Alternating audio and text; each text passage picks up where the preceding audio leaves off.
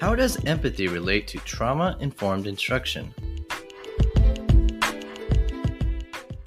Last week, we talked about trauma-informed instruction, and how the trauma that students feel affects them inside the classroom, and what teachers can do to help our students who are living with trauma or who have trauma in their background. So this week, I want to focus on how it relates to empathy. I want to start from the student's perspective because there are a lot of different perspectives we can take when it comes to empathy and how it affects trauma informed instruction. So let's start with the student.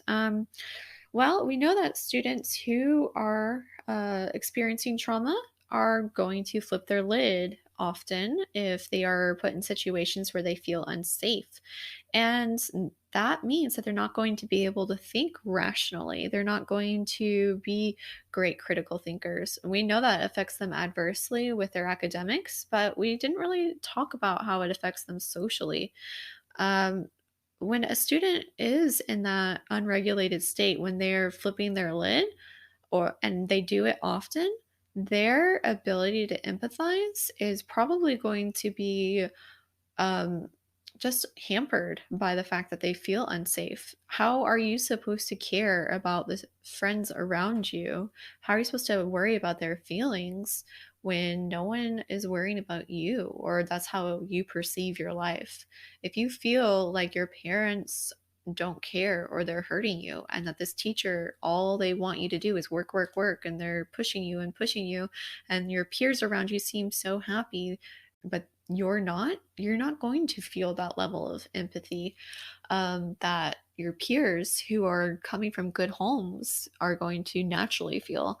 And that's why schools are starting to pick up the slack with this. We're actually teaching different methods for empathizing, where if you look, there's a program called Class Dojo out there, and they have the Big Ideas series that they do, and it's like about 5-minute videos, and it actually teaches students how to see other people's perspectives. And I think that's really important in the classroom, because how are you supposed to have a community, a positive environment in the classroom, if you have 5 out of your 25 students who don't have the ability to feel empathy yet? And everyone has the ability to grow in their empathy.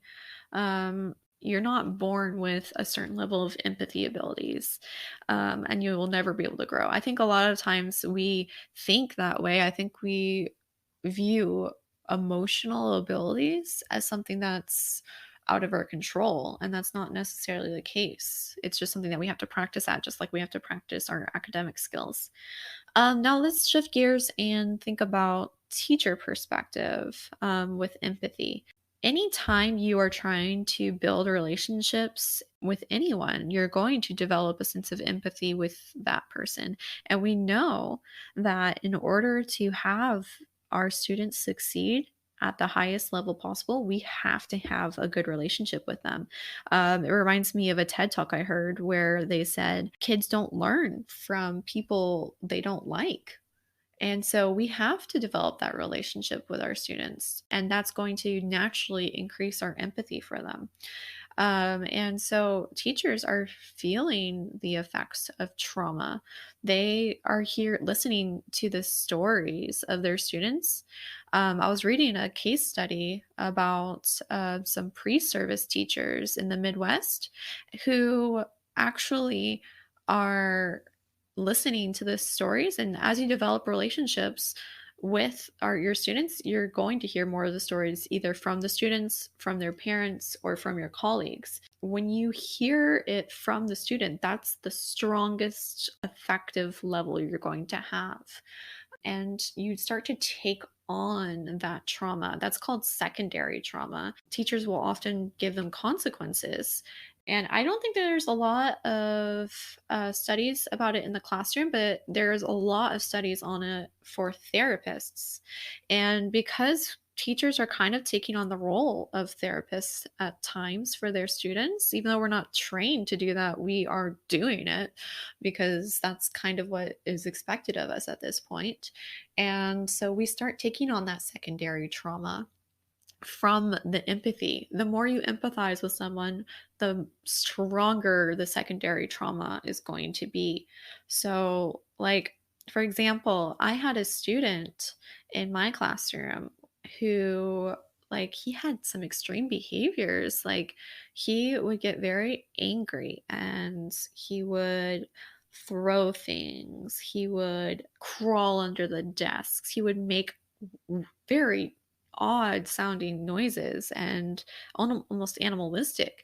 And I was just so flabbergasted. And I didn't have a high level of empathy for this student because I didn't understand his background. All I could see was that I was trying to build a relationship with him, and he was denying that relationship.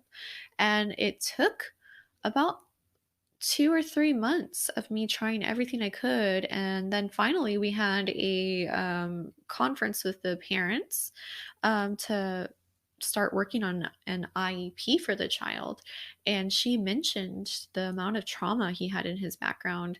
He witnessed his father's drug abuse, he was abused by his father, and his mother, instead of shielding him from that, continued to encourage the relationship between the father and the son just because she didn't want to be the person who took away her son's father. And so, I mean, she was in a tough situation. They all were.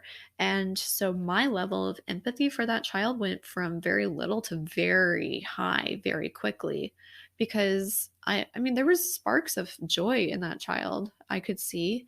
Sometimes it was malicious joy, but it was there. And I could see that he was intelligent, more intelligent than he was showing with his grades. And so I was like, "Oh my god, this child has gone through stuff." And so I my empathy increased. And then he was diagnosed with oppositional defiant disorder, which is strongly correlated to trauma.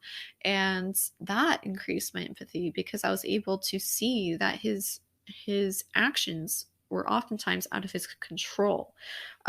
We talked last episode about how when students act out, but students with trauma do not learn from punishment because we punish thinking that they're going to learn, oh, I don't want this to happen again. When I do this, I get punished. But we're under the assumption that they know of a better way to behave. And that's not the case with a lot of students who are coming to us with trauma. So, developing the empathy is something that happens very quickly if you have a good relationship with a student. And sometimes there's a block. And sometimes that block of empathy is with our students who need the most empathy.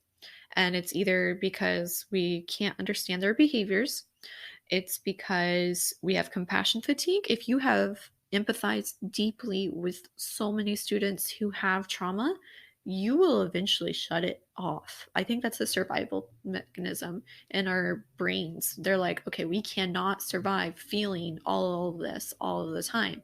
So you will turn it off. You'll disassociate. You'll just say, I don't want to feel this, so I'm only going to have a surface level relationship with my students. And we know that's not going to allow that student to grow as well as they can. One sided, like they have a very limited perspective as a student in trauma. So if you can rise to a higher level and see the situation for what it is and disengage your own feelings, which is so hard, but it's necessary to work with students with trauma. You have to disengage your own feelings without disengaging your empathy for that student. Maybe it's taking a step back and not trying to interact with that student on their level. We know that empathy has negative aspects for teachers, but I do want to point out that there are a lot of benefits for empathy with our students, especially the ones with trauma. If we are able to make an impact on that student's life, a positive impact, we are going to feel a lot of fulfillment as individuals. So, enjoying that relationship, seeing that even though there's challenges through their behaviors, there's going to be conflict in any relationship you have, especially if you're the one in authority over a student who does not feel safe with authority figures.